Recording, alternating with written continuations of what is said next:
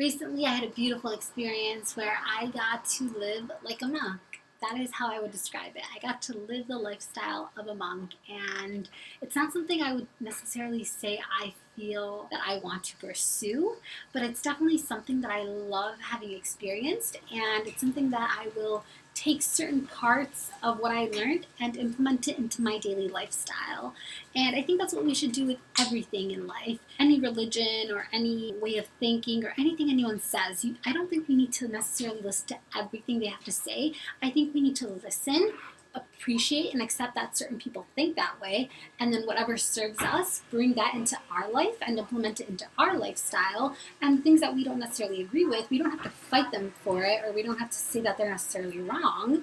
They're just choosing a different lifestyle at this moment. Take what we like and put it into our lifestyle to make ourselves grow and just make it a part of us. So I'm going to explain what the general setting was. Basically, I went to this temple, which is set up where people can come and meditate for days at a time. And it's basically like an immersive program, I guess you could explain it. Like, you're taken into the temple, you're stripped of like your phone, your laptop, no technology. You're not supposed to bring a journal or anything like that, even though I did.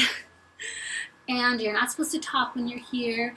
And it's not necessarily because monks don't talk and they don't have technology, because they do. Some monks even have televisions, and some monks even have cell phones. So it's not for that reason. The reason is because we live in this computer age, and in the real world we're always talking and gossiping and just constantly being outside of ourselves, I guess.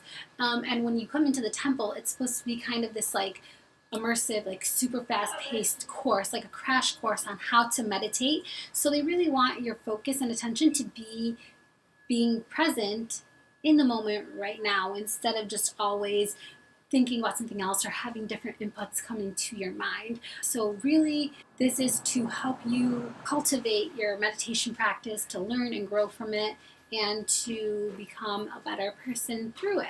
I guess not even to become a better person, but just to be more in touch with yourself. At least that's the experience I got from it. So you are given your own personal private room, and in the room you go to bed. And when you wake up, it's 4 a.m., a bell rings, and that is time for you to wake up and to go to meditate. And you go into this area called the library, which is the most interesting library I've ever been in, because there's not even that many books. There's a few shelves and there's a couple of books, but mostly it's just an open space where people can go and meditate, and it's just a free space where it's lenient, more lenient than meditating at the temple, because you can still stretch and you're cultivating your practice here, so it's not as strict. Now that you have practiced, a second bell rings at 6:30, and at 6:30 this means it's time for breakfast. So we walk over to the breakfast hall, and you have to hurry because once the chanting is complete, you won't get served food if you miss the call. You get your food, you get a mat, and you get a chanting card, which tells you the chanting verse or the lyrics, I guess you could say. And you sit and you wait for everybody to get their food. And that really created a sense of community, I think, in my opinion. So you're waiting for everybody has their food, and then the head monk, and the monk, there's a guy monk, but then there's also a lady monk. It was really interesting because the ladies don't wear like the orange uniforms that the monks usually wear. They wear all white, and their heads are also shaved just like the guy monks. So that was kind of interesting to see as well. They lead the chanting, and the chanting is really interesting. That's going to be another video, so you guys stay tuned for that one.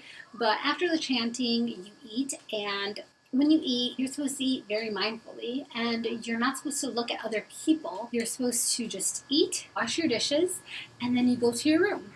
Once you go to your room, you do what you need to do. Maybe it's to wash your clothes because they're dirty from the day before, because monks only live minimalistically. They live very minimalistically, so you have 2 pairs of pants and 3 shirts. You just kind of filter through them and wash them and that kind of stuff. After you're in your room, you can choose to do your laundry at this time, or you can choose to go outside and sweep the area in front of your house, room, your little cabin. The reason for this is because you've just eaten, so you want to move your midsection. And I really enjoyed that. And that's something I've taken into my daily life now after meditation is after a meal, I enjoy going on like a nice little stroll or doing like dishes or doing something just to move my body. Whereas before I would sometimes even just like chill, where now I really enjoy that movement after a meal. So after you settle down a little bit after breakfast, you go back to the meditation area to go meditate for a couple more hours until about 10:30, which is the bell for lunch. With lunch, the same program happens, same as before. Go eat, wash your dish, and then you can choose to lay down as well, but no sleeping is allowed. You can lay down just to relax for a little bit. Then you go back and meditate until 3 o'clock.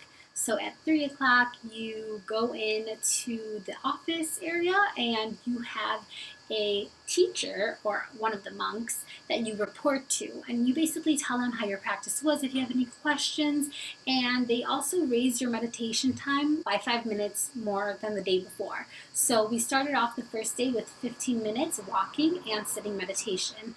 So the second day they raised it by 5 minutes, so they said 20 minutes walking meditation and 20 minutes sitting meditation. And they also give you different points in the body to focus on when sitting. It just helps you in meditation so you can focus on sitting and just being. After that, you go back to meditate, and after meditation, around 5 o'clock or 6 o'clock, you can go to the kitchen area and get a cup of hot tea, they called it, but mostly it was soy milk mixed with a plant-based product such as beans or pumpkin or anything like that. And it was actually really good, and throughout the experience I never really felt hungry. At the same time, we were never doing anything super active. It was mostly just meditating, walking, and then doing the little sweeping or washing your dishes a little bit. It wasn't any like type of extraneous exercise, but even though we were only fed those 2 meals, breakfast and lunch, I never really experienced hunger, like a deep craving for food. And the tea was very nice at the end because it gave us that little like energy that we needed to continue the rest of the night. So after that, you go back and you basically meditate. You meditate until they say about 9:30, 10 o'clock, and if you can or if you want to continue meditating, you can choose to do so. And the reason for that is because the monks believe when you're meditating, you're getting enough energy that you don't necessarily need that much sleep or food.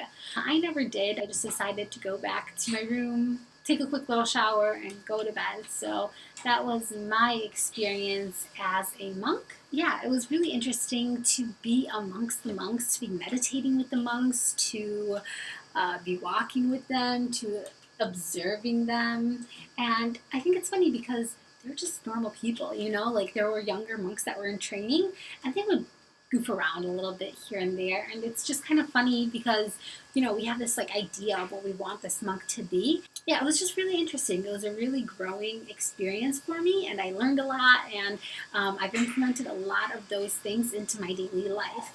My advice to you, because I can sit here and explain all of the cute little things that I remember or all the little things that I put down in my book of memories and thoughts that went through my head, and that can help or that can be inspiring for a moment, but I think you really need to experience something like this yourself to really benefit from it, because every person is going to take something else away from it than I did, because you're going through your own struggles, your own life choices, your own wishes and dreams and hopes and all this stuff. So my advice is if you have even the slightest, want or need to experience something like this, is to just go and do it. Especially if you're out in Thailand, especially if you're out in Chiang Mai. I think in the States there are a couple of places you can go and, you'll get the experience. I think some places are donation-based as well, but I think some places are actually really expensive to also experience.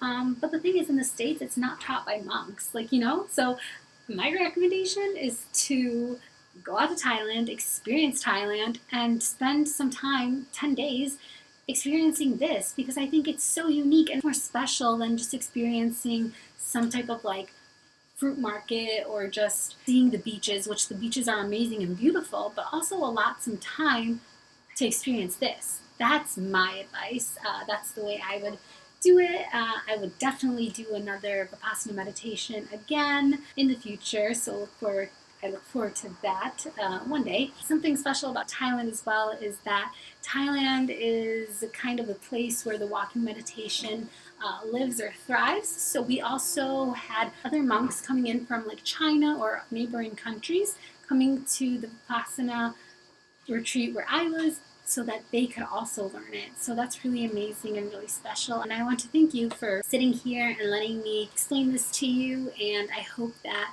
it's inspired you to at least maybe just sit down for 5 minutes and do a little meditation, because it really helps you connect with yourself, with your source, with your higher self.